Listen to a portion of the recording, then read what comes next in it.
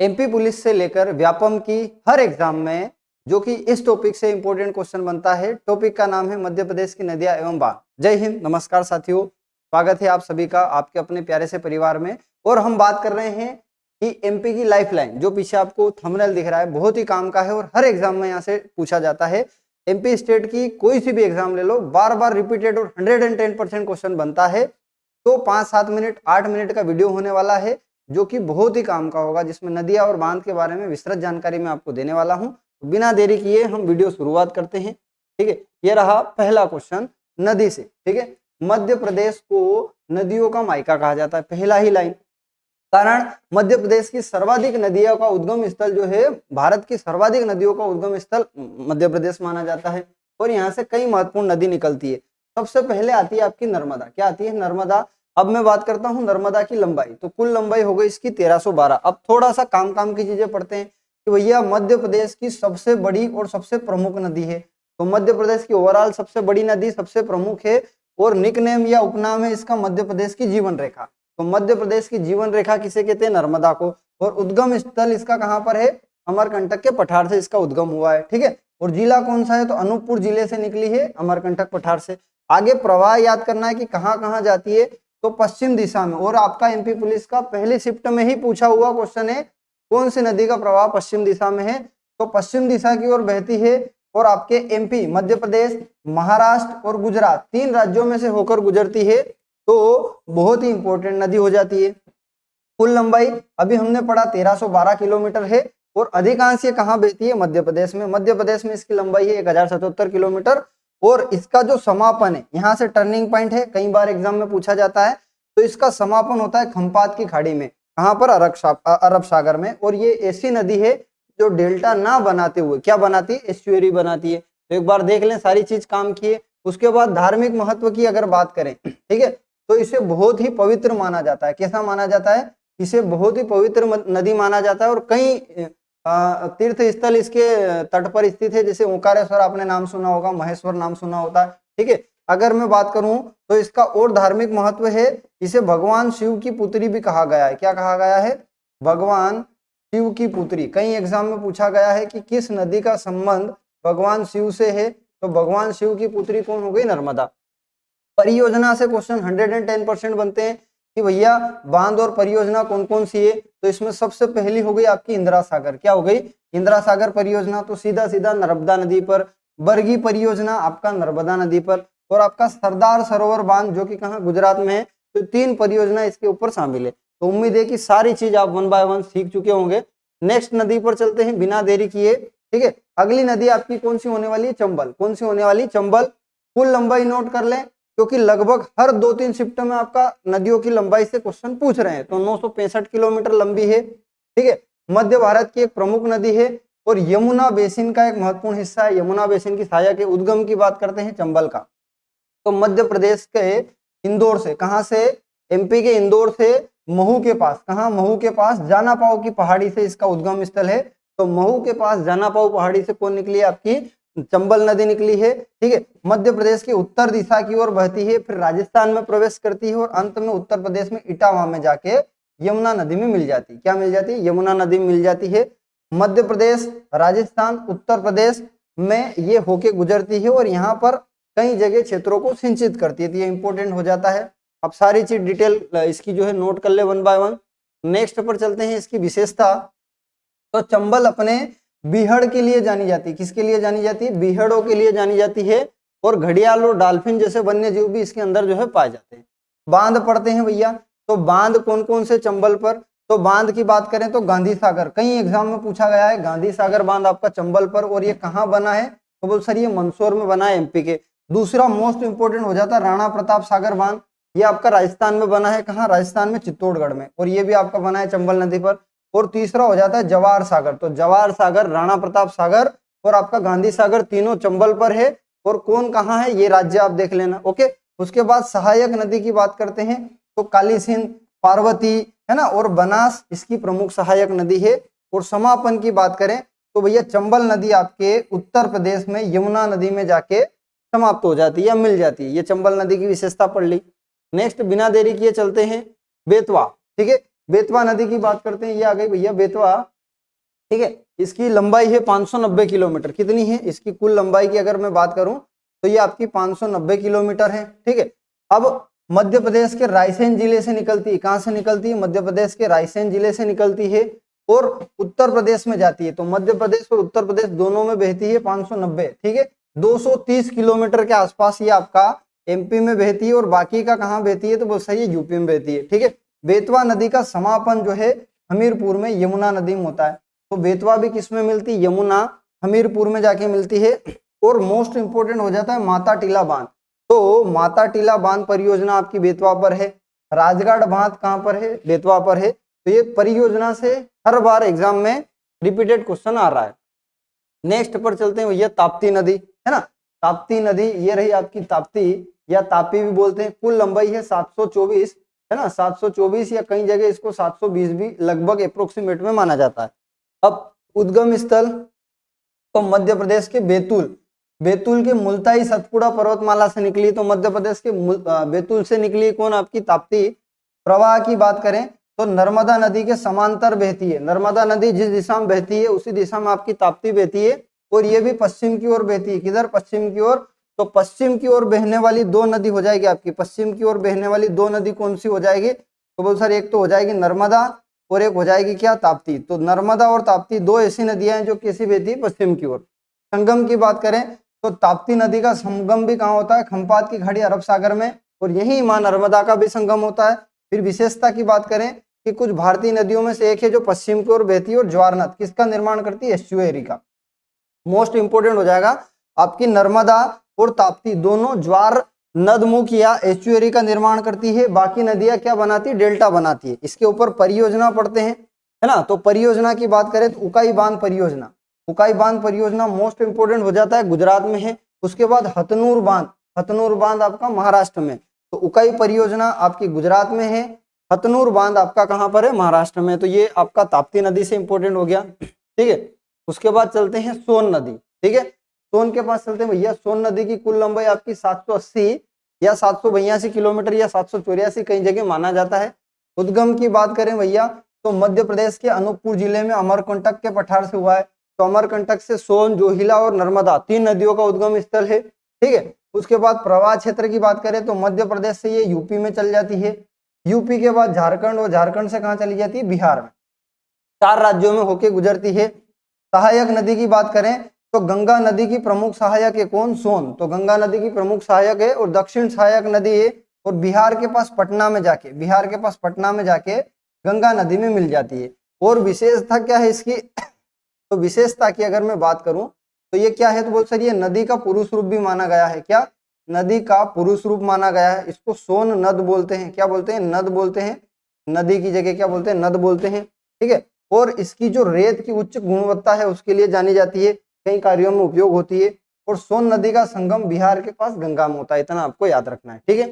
Next चलते हैं अपन। तो अब आपके क्या आ गए? सोन नदी के ऊपर जो बांध है वो आ गए। तो सोन नदी के ऊपर बांध मोस्ट इंपोर्टेंट है, कई बार रिपीटेड है, बाण सागर बांध, है ना। तो बाण सागर बांध आपका सोन नदी पर है और कहाँ कहाँ है ये? तो मध्य प्रदेश, उत्तर प्रदेश और बिहार की एक संयुक्त परियोजना है जिसका नाम है बाण सागर परियोजना, जो सिंचाई और बिजली उत्पादन के लिए महत्वपूर्ण हो जाती है। और मध्य प्रदेश की महत्वपूर्ण नदियों में से एक है और राज्यों के पूर्वी हिस्से में ये बहती है। तो राज्य के मध्य प्रदेश के पूर्वी हिस्से में ये बहती है। उसके बाद चलते हैं शिप्रा। कहाँ चलते हैं? शिप्रा नदी चलते हैं। तो शिप्रा नदी को भैया मालवा की गंगा कहते हैं। 195 किलोमीटर इसकी कुल दूरी है या कुल लंबाई है। इसका उद्गम की बात करें मैं तो इंदौर के पास कांकरी बाड़ी पहाड़ी, कहाँ है? कांकरी बाड़ी पहाड़ी से इसका उद्गम स्थल हुआ है। प्रवाह की बात करें तो भैया उज्जैन आपका देवास मंदसौर जिले में होकर बहती है और मंदसौर में जाके चंबल नदी में ये मिल जाती है। तो उज्जैन देवास मंदसौर होके चंबल में, मतलब आपके मंदसौर में जाके चंबल से मिल जाती है। धार्मिक महत्व बहुत अच्छा है कि प्रदेश की पवित्र नदी और धार्मिक नदी भी इसको माना जाता है, ठीक है। और उज्जैन की बात करें तो यह नदी उज्जैन शहर के बीच से बहती है, उज्जैन शहर के बीच से बहती है, जहां प्रसिद्ध महाकालेश्वर मंदिर है और महाकालेश्वर ज्योतिर्लिंग स्थित है, जो कि आपके 12 ज्योतिर्लिंगों में से एक है और एकमात्र दक्षिण मुखी ज्योतिर्लिंग है।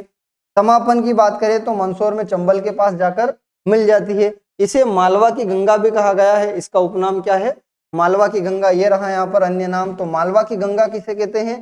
तो शिप्रा को। ठीक है, कुंभ मेला या इसको हम सिंहस्थ के नाम से जानते हैं, प्रत्येक 12 वर्ष में आयोजित होता है और 2028 में आपका जो कुंभ का मेला या सिंहस्थ का मेला लगने वाला है। ठीक है, तो वो भी किस नदी के किनारे लगता है, इसी के किनारे लगता है। वो धार्मिक और सांस्कृतिक रूप से जो मध्य प्रदेश की विशेष नदी है उसमें इसका स्थान है। तो मालवा की गंगा आपकी क्या हो गई, क्षिप्रा, और आपका अगर आ जाए कि मध्य प्रदेश की गंगा, क्या आ जाए, मध्य प्रदेश की गंगा, तो ये हो जाएगा आपका बेतवा। क्या हो जाएगा, बेतवा। और अगला पूछ ले कि मध्य प्रदेश की जीवन रेखा, क्या पूछ ले, मध्य प्रदेश की जीवन रेखा, तो ये हो जाएगा आपका क्या, नर्मदा। कंफ्यूज नहीं होना है, तीनों मैंने एक जगह लिख दिए हैं ताकि आपका कोई कंफ्यूजन ना हो। चलिए नेक्स्ट पर चलते हैं बिना देरी किए। ठीक है, अब आ गए आपके क्या, प्रमुख बांध। क्या आ गए, प्रमुख बांध। जो बांध है काम के वो बनते हैं। सबसे पहले पढ़ते हैं अपन इंदिरा सागर बांध। क्या पढ़ते हैं, इंदिरा सागर बांध। यह बांध मध्य प्रदेश के खंडवा जिले में, कहां पर है, तो इंदिरा सागर बांध याद रखना है, खंडवा जिले में पुनासा नामक स्थान पर स्थित है। विशेषता कि किस नदी पर है, तो भैया जीवन रेखा कही जाने वाली नर्मदा पर। तो ऐसा का ऐसा पूछ लेगा, इंदिरा सागर बांध कहाँ है, तो नर्मदा पर, है ना। बहुउद्देशीय परियोजना है और मुख्य उद्देश्य सिंचाई करना है, बिजली उत्पादन करना है। उसके बाद विशेषता क्या है, तो भारत का सबसे बड़ा जल संग्रहण क्षमता, इंपोर्टेंट है, भारत का सबसे बड़ा जल संग्रहण क्षेत्र वाला बांध कौन सा है आपका, तो इंदिरा सागर बांध है। ठीक है, पुनासा खंडवा में है। इसकी शिलान्यास की अगर बात करें तो 1984 में 1984 में तत्कालीन प्रधानमंत्री इंदिरा गांधी द्वारा रखा गया था और यह बांध मध्य प्रदेश की सबसे बड़ी जल विद्युत परियोजनाओं में से एक है। ये लाइन बहुत ही इंपॉर्टेंट हो जाती है। नेक्स्ट पर चलते हैं अपन, गांधी सागर बांध। अभी हमने पढ़ा गांधी सागर बांध कहाँ है, चंबल पर। कहाँ पर है, चंबल मतलब चंबल नदी पर बना है और ये आपके मंदसौर और नीमच जिले में, मतलब एमपी की सीमा पर ही है, मध्य प्रदेश में। और कहाँ पर निर्मित है, चंबल नदी पर निर्मित है। उद्देश्य क्या है, तो बहुउद्देशीय परियोजना है। कैसी, बहुउद्देशीय, जिसका मुख्य रूप सिंचाई और जल विद्युत में होता है। और क्या विशेषता है, तो और विशेषता बोल सर, मध्य प्रदेश की पहली बहुउद्देशीय नदी घाटी परियोजना। कई बार पूछा गया है, मध्य प्रदेश की पहली बहुउद्देशीय घाटी परियोजना क्या है, तो बोल सर वो ये गांधी सागर बांध, और 1960 के दशक में इसको चालू किया गया था। चंबल घाटी परियोजना में 4 बांध है, इसमें पहला बांध था। इसके बाद आपका राणा प्रताप सागर बांध बनाया गया, उसके बाद जवाहर सागर बनाया गया। ठीक है ना। तो ये सारे के सारे किसमें आते हैं, राजस्थान में आते हैं। और मध्य प्रदेश और राजस्थान दोनों राज्यों के लिए जो गांधी सागर बांध है ये इंपॉर्टेंट हो जाता है। ठीक है, नेक्स्ट पर चलते हैं। तो आपका आ गया बाण सागर। क्या आ गया, बाण सागर बांध। तो सबसे पहला तो किस नदी पर है, तो बाण सागर आपका किस नदी पर है, तो सोन नदी पर। यही क्वेश्चन बनता है, किस नदी पर है, तो बाण सागर बांध सोन नदी पर है और मध्य प्रदेश के शहडोल जिले में स्थित है। ओके, उद्देश्य की बात करते हैं तो संयुक्त अंतरराज्यीय परियोजना है जिसका मुख्य उद्देश्य सिंचाई और बिजली उत्पादन करना है। ठीक है, विशेषता क्या है कि 3 राज्यों के बीच है। उसके बाद यह बांध पूर्वी मध्य प्रदेश के लिए बहुत ही महत्वपूर्ण है। तो बाण सागर बांध सोन नदी पर है, ये कई बार रिपीटेड होके पूछा गया है। चलिए नेक्स्ट चलते हैं, बरगी बांध। क्या चलते हैं, बरगी है, ये थोड़ा सा दिख नहीं रहा है, बरगी बांध है, मैं लिख देता हूँ। क्या है, बरगी बांध, तो इंपोर्टेंट हो जाता है। तो बरगी बांध आपका कहां पर है, नर्मदा नदी पर। कहां पर, नर्मदा नदी पर बनाया गया और कहां पर, मध्य प्रदेश के जबलपुर में स्थित है। ठीक है, अन्य नाम, तो इस बांध से बनी झील को रानी अवंतीबाई लोधी सागर परियोजना के नाम से जानते हैं। तो बरगी बांध का जो नाम है या अन्य नाम है वो है रानी अवंतीबाई लोधी सागर परियोजना, और नर्मदा नदी पर बने शुरुआती बड़े बांधों में से एक है। ये इसकी क्या हो जाती है, बोल सर विशेषता हो जाती है। नेक्स्ट पढ़ते हैं, इसके जलाशय का उपयोग पर्यटन या नौकायान, है ना, बोटिंग के लिए किया जाता है। तो ये भी इंपॉर्टेंट हो जाता है। चलिए नेक्स्ट पर चलते हैं बिना देरी किए। आपका अगला बांध तवा बांध। क्या हो गया, तवा बांध। तवा बांध की बात करते हैं, तवा बांध। तो तवा बांध आपका कहां पर है, तो तवा बांध आपका तवा नदी पर है। कहां है, तवा नदी पर है। ठीक है, मध्य प्रदेश के नर्मदापुरम, नर्मदापुरम मतलब आपके होशंगाबाद जिले में है। होशंगाबाद जिले का नाम बदल के अब क्या हो गया है, नर्मदापुरम हो गया है। ठीक है, और उद्देश्य की बात करें तो सिंचाई के रूप से बनाया गया है और कृषि क्षेत्रों में इससे पानी मिलता है। और विशेषता की बात करें तो मध्य प्रदेश के सबसे पुराने और सबसे बड़े बांधों में से एक है, जो पुराना है उसमें से एक है। 1958 में शुरुआत कर दी थी भैया, तो सबसे पहले तवा बांध 1958 में शुरू हुआ था और 1970 के दशक में ये पूरा हुआ था।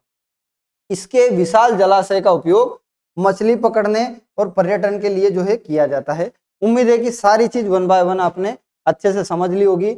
नेक्स्ट चलते हैं ओमकारेश्वर बांध, है ना। ओमकारेश्वर बांध ये भी आपके खंडवा जिले में आता है। कहाँ आता है? खंडवा जिले में, और नर्मदा नदी पर बनाया हुआ है।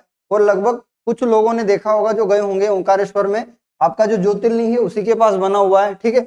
उद्देश्य की अगर बात करें तो बहुउद्देशीय परियोजना है, और विशेषता हाइड्रो इलेक्ट्रिक पावर और सिंचाई केंद्रित होता है। नेक्स्ट बात करते हैं तो नर्मदा नदी पर बने इंदिरा सागर बांध। अभी देखा हमने कि पुनासा में बना इंदिरा सागर बांध, और सरदार सरोवर बांध के बीच में स्थित है। कहाँ पर है? तो जो आपका ओमकारेश्वर बांध है वो इंदिरा सागर और सरदार सरोवर बांध के बीच में स्थित है। और यहाँ पर प्रसिद्ध ज्योतिर्लिंग भी है। कहाँ पर? ओमकारेश्वर में, जिसका धार्मिक महत्व बहुत ही अधिक है। और बात करते हैं कि इस बांध में कितने 8 गेट हैं, तो लगभग 520 मेगावाट की बिजली का उत्पादन जो है ये करता है। कौन सा? ओमकारेश्वर बांध। नेक्स्ट और लास्ट चीज की बात करते हैं, लास्ट बांध है आपका वरना बांध। क्या है? वरना बांध। तो मध्य प्रदेश के रायसेन जिले में, सबसे पहला तो किस जिले में है? रायसेन जिले में है। और नदी की बात करें तो कौन सी नदी है? वरना नदी पर बनाया गया है। विशेषता की बात करें तो मध्यम सिंचाई, जो छोटी सिंचाई योजना है उसके लिए इसका काम होता है, और भोपाल शहर के पास में ये स्थित है। जल स्तर में बढ़ावा देने के लिए महत्वपूर्ण भूमिका ये इंपॉर्टेंट काम हो जाता है। और सबसे अच्छी बात, यह बांध रायसेन जिले में है और महत्वपूर्ण जल परियोजनाओं में से एक है। तो ये मोटे मोटे कुछ मध्य प्रदेश के बांध और कुछ मध्य प्रदेश की नदियां आपने पढ़ी हैं, जो विशेषकर मध्य प्रदेश पुलिस और मध्य प्रदेश की जितनी भी एग्जाम होती है, ईएसबी ले लो, जितनी भी व्यापम आपकी एग्जाम लेता है, पटवारी ले लो, उनमें सब में काम आती है। तो उम्मीद है कि ये वीडियो आपके लिए बहुत हेल्पफुल होगी। हमसे आगे जुड़ने के लिए आपके इस चैनल को सब्सक्राइब करें, बेल आइकन दबाएं, ताकि आपको सबसे पहले नोटिफिकेशन मिले। और सपोर्ट करने के लिए बहुत बहुत धन्यवाद। जय हिंद, जय भारत।